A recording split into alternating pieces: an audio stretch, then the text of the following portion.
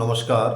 বিএনপির মহাসচিব মির্জা ফখরুল ইসলাম আলমগীর আজ সকালে অর্থাৎ শনিবার সকালে 25শে অক্টোবর 2025 নদিগন্তের বর্ষপূর্তি অনুষ্ঠানে তিনি গণতন্ত্রকে সমুন্নত রাখার জন্য বাংলাদেশের সব দলকে নির্বাচনে অংশগ্রহণ করার আহ্বান জানালেন। অর্থাৎ আগামী জাতীয় নির্বাচন অর্থাৎ আগামী জাতীয় ত্রয়োদশ নির্বাচন অনুষ্ঠিত হতে যাচ্ছে। ইতিমধ্যে সকলে আপনারা জানেন 2026 সালের ফেব্রুয়ারি মাসে এই নির্বাচনকে কেন্দ্র করে এই নির্বাচনের উদ্দেশ্যে তিনি কথাগুলো বললেন আজই শনিবার তিনি দৈনিক নদিগন্ত পত্রিকার বর্ষপূর্তি অনুষ্ঠানে বসে সব দলকে আগামী নির্বাচনে গণতন্ত্রের স্বার্থে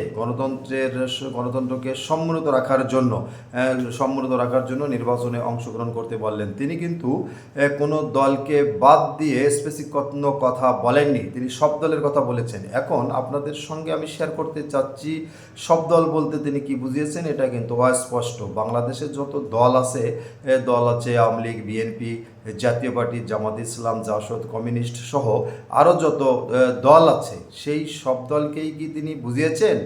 না, বর্তমান অনেকে কথা বলেন সব দল বা সর্বদলীয়, সেখানে আমরা দেখি বিভিন্ন প্রোগ্রামে অনুপস্থিত থাকে আওয়ামী লীগ, জাতীয় পার্টি সহ আওয়ামী লীগ জোটভুক্ত দলগুলো সেখানেও কিন্তু বিভিন্ন মিটিং করা হয়, বৈঠক করা হয়, আহ্বান করা হয়, কিন্তু অনেক দল অনুপস্থিত থাকে। অর্থাৎ প্রায় 20 থেকে 25টি দলই অনুপস্থিত থাকে, অর্থাৎ আওয়ামী লীগের জোটভুক্ত দলগুলো অনুপস্থিত থাকে।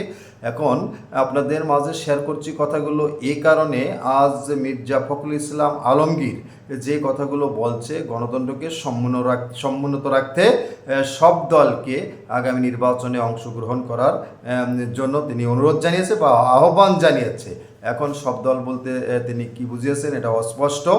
আপনারা কমেন্ট বক্সে আপনাদের মতামত অবশ্যই জানাবেন। সব দল বলতে বাংলাদেশে যে সকল দল রয়েছে আওয়ামী লীগ, জাতীয় পার্টি,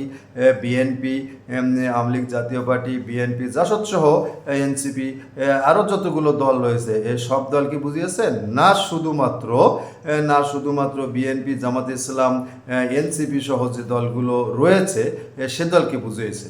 অর্থাৎ আওয়ামী লীগের জোটভুক্ত দলগুলোকে বাদ দিয়ে তিনি সব দল বুঝিয়েছে, না সেই আওয়ামী লীগ জোটভুক্ত দলগুলোকে নিয়েই তিনি বুঝিয়েছে? আপনারা কমেন্টস করবেন। আজকে পর্যন্তই, সকলে ভালো থাকবেন। নমস্কার।